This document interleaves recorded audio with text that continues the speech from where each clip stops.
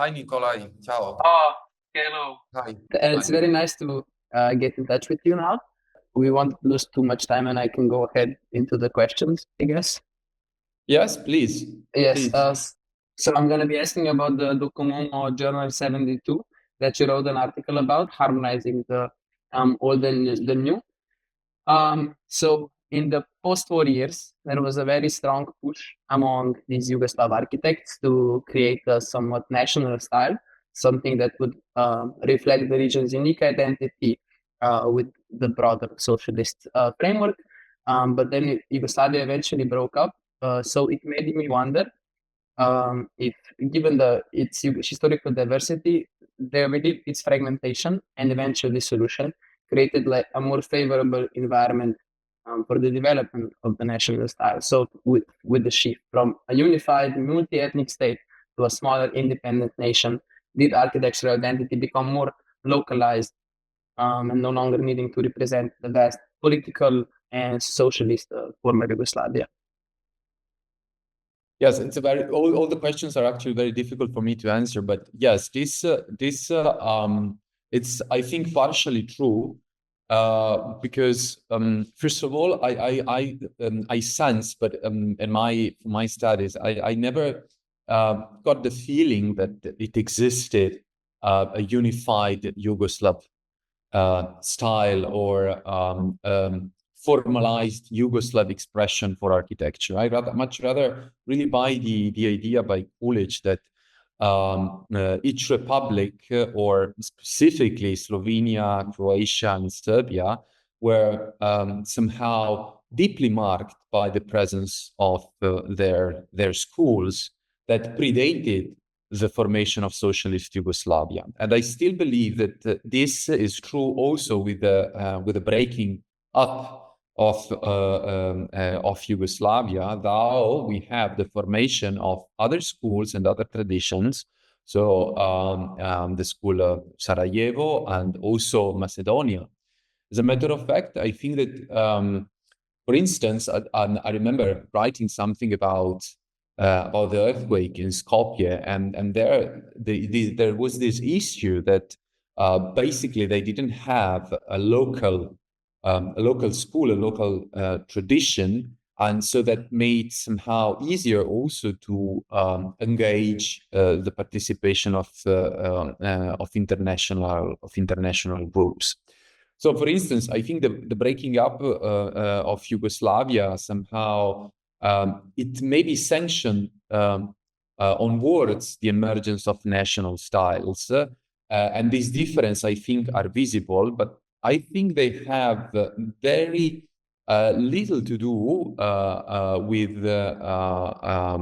with somehow the need for a national establishment. Because, for example, I take the example of Slovenia. Maybe I'm wrong, but I've been there many times, and I've been reading through and then seeing the journals of contemporary architecture in Slovenia, and I sense that it's more like the reinterpretation of something coming from abroad. So it's more international, more, I would say, a little bit Dutch in its expression than national, the native Slovenian. So that's my point of view. Of course, in other republics, things are a little bit different. I think that in Serbia, for example, which is my home country, this tendency of having this national or nationalistic elements was actually present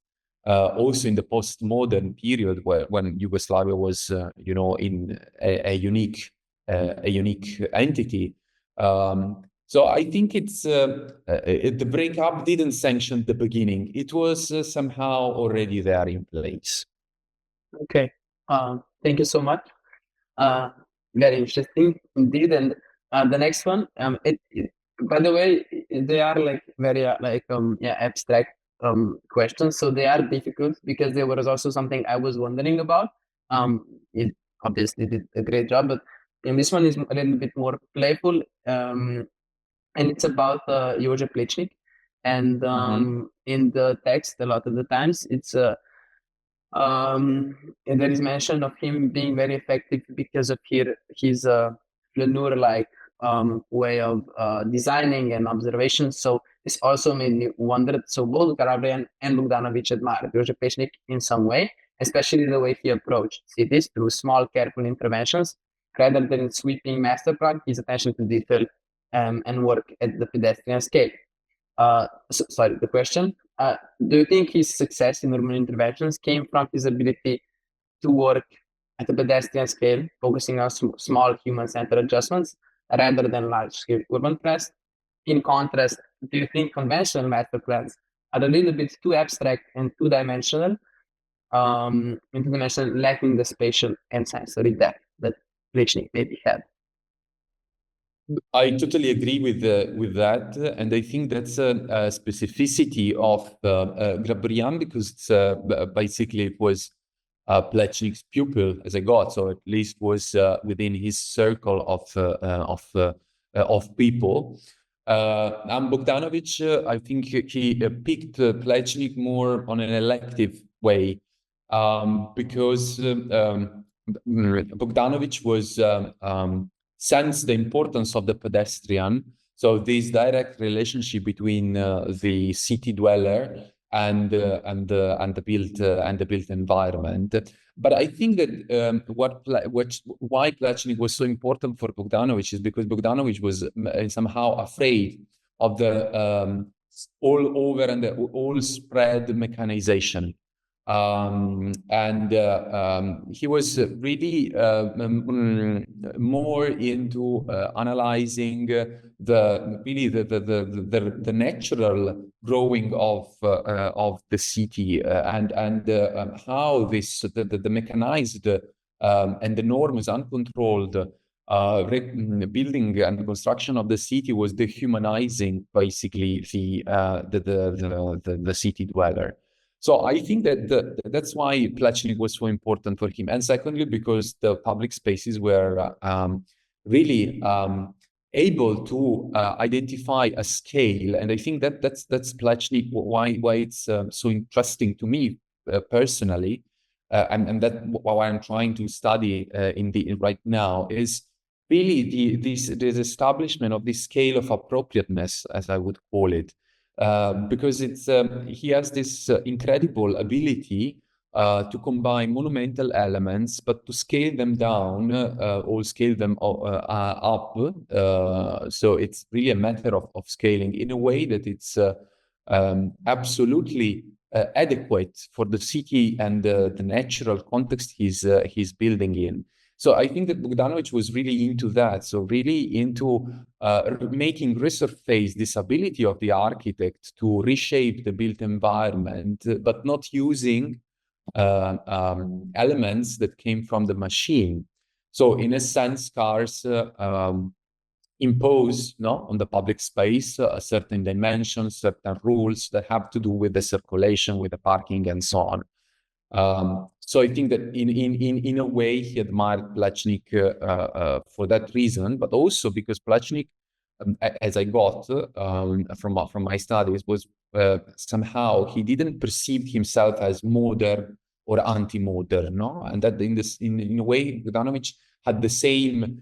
That there was this very interesting speech he gave at SANU, so the Serbian Academy of Science, where he said, well, by becoming an architect or in choosing the memorials, I didn't choose the modern, not the modern and not the non-modern. I choose the eternal. And I think this idea of the eternal is something that has to do with Plečnik as well. It's the human scale. So the scale and the appropriateness of scale has to do with the human body, which basically I think has been unchanged for centuries. And is also, of course, imperceivable if you're not at that scale observing and walking like he was. Exactly. And I love this about scale appropriability is probably, this was, I like that a lot. Okay, and the last question was probably the most intriguing one for me. Sorry. And it's regarding exactly like how I also said that Bogdanovic was afraid of mechanization. He was also afraid a little bit of I felt modernization and its universality. So the last question is about this critique of modernist architecture through the text, particularly the tendency to ignore local context. And it made me think about how modernism has been interpreted in other places. So they were both critical of modernist urban developments in Yugoslavia for their detachment from historical and cultural context. But do you think that their values, the ones they're describing in the text, were successfully applied to modernist architecture elsewhere in the world through still being somewhat digital copying somewhat, or has modernism in certain regions evolved to be more specific and responding to local traditions, or is it inherently in its core too resistant to such adaptations because it's too universal? This is a very, very difficult questions. And first of all, I would say that we maybe get the wrong perception about modernism, because the more you study, and I think that's why it's important to study Plečnik and Bogdanović, because I don't perceive them as anti-modern. So I think that the things are a little bit more blurred, you know? And I think there is the vanguard, and okay, there are those architects that are radically modernist. But I think that also even Le Corbusier, you know, in the post-war, he somehow softened his lines, changed some things. So he somehow, the universal message was not so abruptly, you know, against the local and the localism. I think that, for instance, I'm here in Italy now, and Italy it's really the place where this modernism, this locally adjusted modernism, as people would say, somehow it developed and worked in opposite tendencies. So you have the tendency towards a more, let's say, rationalist approach, and on the other hand, you have some more Italianate style, which, you know, then moves into a more monumental aspects and features. But I think that this universality and this claim for universality was actually not so radical, that actually we have some features that have to do with materials, with very shallow things like the building, the construction sites, the people working on the construction site, that somehow interjected some aspects of the local. Of course, Bogdanović was, if we think about Bogdanović, I think he had a claim against a prefabrication, for instance, no? But I don't see that his houses, for example, for the Jaroslav Černý Institute in the 50s, that were built with, you know, with the stone claddings, are so different from the Mediterranean houses. As a matter of fact, he, and I think that's also Plečnik, by the way, that this proximity to the Mediterranean world, to the Mediterranean culture, somehow influenced also its architecture. So I think that this locally adapted modernism or anti-modernism existed somehow. So not only abroad, but it even got established somehow in